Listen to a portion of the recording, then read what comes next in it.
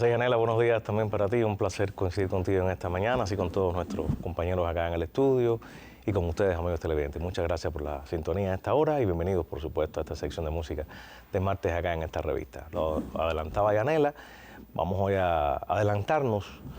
para recordar y conmemorar este tercer aniversario del fallecimiento, la partida física, la muerte, como quiera que sea, o como queramos llamarle,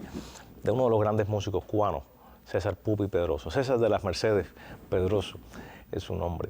Y digo adelantarnos porque, bueno, él fallece un 17 de julio de 2022, por tanto, no es un día como hoy, vamos a adelantarnos en 2 días porque, bueno, esta sección, como ustedes conocen, a veces coincide, ¿no?, con estos aniversarios. Y recordar a Pupi es un deber, yo creo que no solamente de nosotros acá en esta revista, sino creo que de todos los bailadores, de todos los que amamos la música popular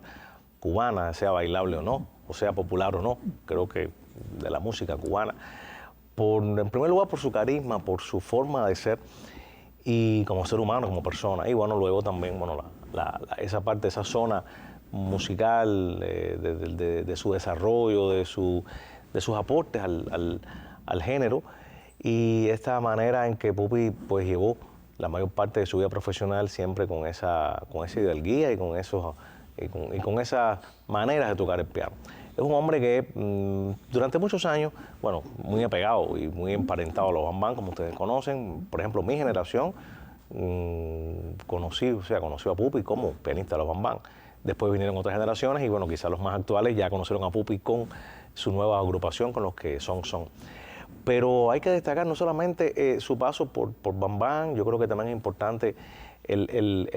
digamos, la manera en que Pupi se inicia en la música popular cubana de la mano de su papá, de César Pedroso, Nené,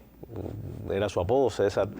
padre, le decían Nené Pedroso, y a Pupi, bueno, y a César hijo le decían Pupi, estos apodos que ustedes conocen que siempre en la música son bien recurrentes.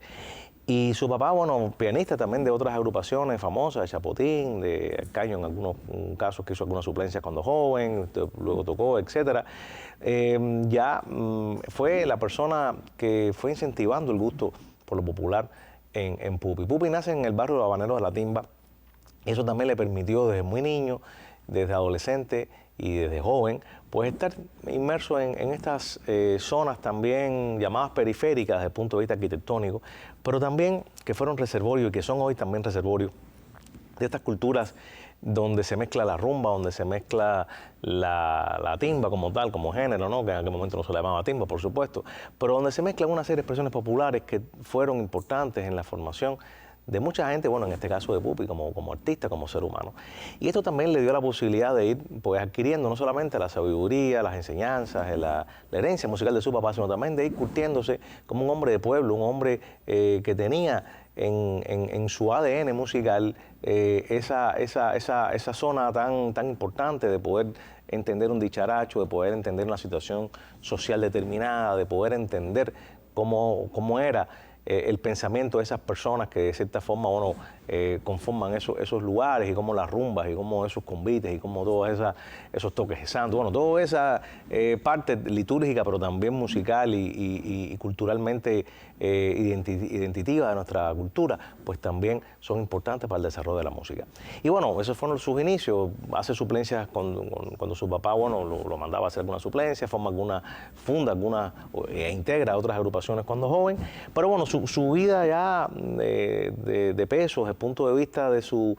formación musical, llega con la Orquesta Revés, que fue la plataforma desde donde surgen entonces los bambán. O sea, no puede hablarse de la orquesta Los Bambán, liderada por Juanito, o sea, por Formel, por Pupi, por Changuito, por otros que integraron la orquesta en sus inicios, pero no puede entenderse sin ese antecedente de la Revés. Todo lo que significó estar ahí, orquestar, tocar, aprender también del viejo Revés, con todo el respeto, o sea, lo digo con todo el respeto porque así le decían muchos de sus discípulos, ¿no?, porque tenía una disciplina también y un concepto de la música muy interesante. Recordemos que Helio Revés padre, no Elito, sino Helio Revés, llega a La Habana desde muy joven, funda en el 56 la orquesta, con otro formato diferente al de ahora, pero la funda, y también renueva el lenguaje sonoro de la época al traer un género que no era común, que no era popular, que no era citadino, que no era a todas luces, digamos, transgresivo desde el punto de vista musical, como el changüí. Y ahí empieza a moldearse también otra de las leyendas de la música cubana, otras de esas bifurcaciones, de esos caminos interesantes de mezclas, de hibridaciones, de maridajes extraordinarios entre lo contemporáneo de aquellos años y todo lo contemporáneo que han significado las distintas épocas con las cuales la RB se ha ido pues mezclando, se ha ido fusionando, y bueno, con el changüí como género. De ese laboratorio importantísimo del RB en los años 60, pues bueno, sale entonces esta primera generación de bam-bam, que bueno, no puede hablarse tampoco de los bam-bam y de la creación del songo sin esos tres elementos tan importantes como es la llamada base, el piano, en este caso Pupi, el bajo con Formel y la percusión con el maestro Changuito, José Luis Quintana, de quien ya hablamos hace unos días porque bueno, falleció lamentablemente hace unas pocas semanas acá en nuestra capital. No puede hablarse tampoco de ese éxito, no puede hablarse de esa ruptura de bam-bam sin hablar de ellos tres. Y por supuesto Pupi, un eslabón fundamental, no solamente como el hombre que le da ese colorido, ese ropaje al nuevo género liderado por y creado por Formel, y que bueno, en Pupi y en Changuito tienen un acompañamiento ideal, tienen un acompañamiento de peso. Y no puede hablarse solamente de Pupi como el hombre que da, como dije, ese ropaje, ese colorido pianístico, con sus tumbados, con su sabrosura, con su manera de hacer contracantos con el piano, etcétera, sino también se destaca, y hay que decirlo siempre, como un gran compositor. Y arreglista, ¿no? Pero bueno, sobre todo compositor. Arreglista porque, bueno, ya todos saben lo que significó Pupi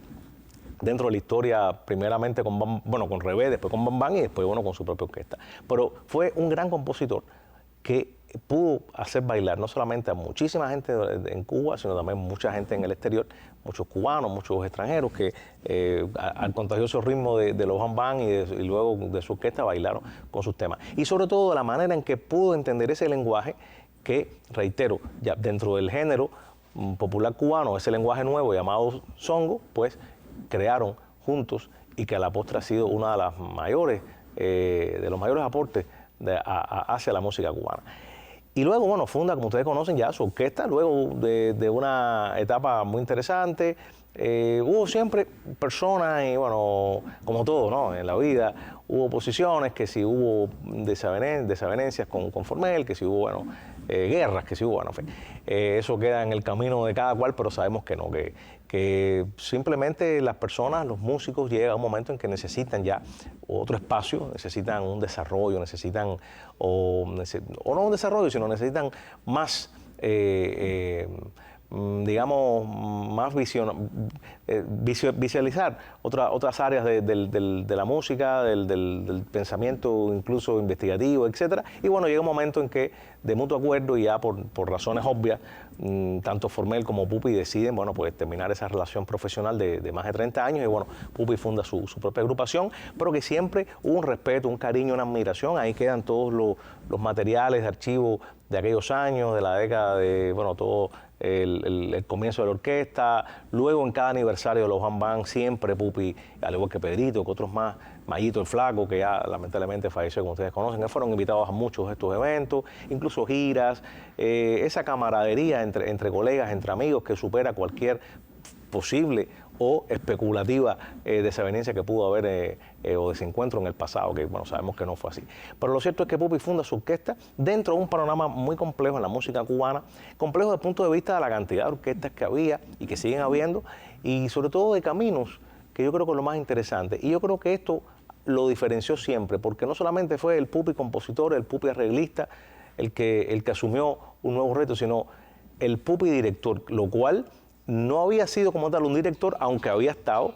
hombro con hombro, codo a codo, durante más de 30 años junto a los bam-bam, junto a Formel, y sabía ya, por supuesto, lo que era dirigir una orquesta, tenerle esa responsabilidad, tener el sentido de pertenencia a los músicos, lo que significa la disciplina, el rigor, una llegada tarde de un músico, una ausencia, así, todo esos otros detalles que normalmente el público no ve, pero que lleva detrás también decisiones a veces muy amargas, muy dolorosas. Bueno, pues todo eso también hizo que Pupi se lanzara. Digo que hizo porque, bueno, fue otra responsabilidad. Ya cuando tú eres director de una agrupación,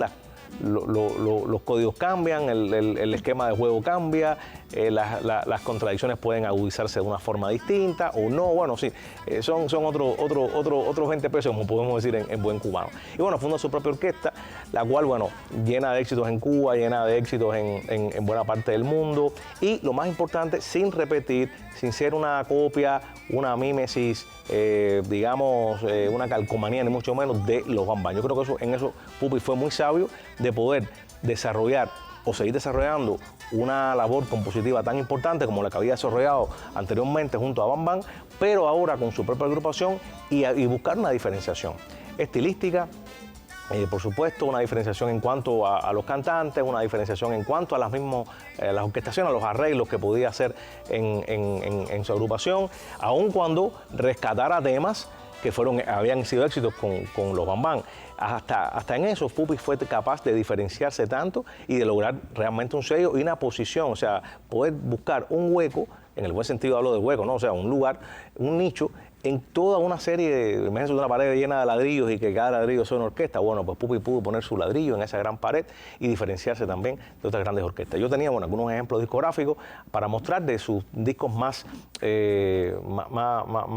populares, de la Timba Pogolotti, Mi Timba Cerrá, Repercusiones, que fue uno de sus más interesantes discos, muy experimental, por cierto, donde la percusión, pues, por eso se llama Repercusiones, y está así bien, aquí lo estamos viendo, bueno, lo tengo yo acá,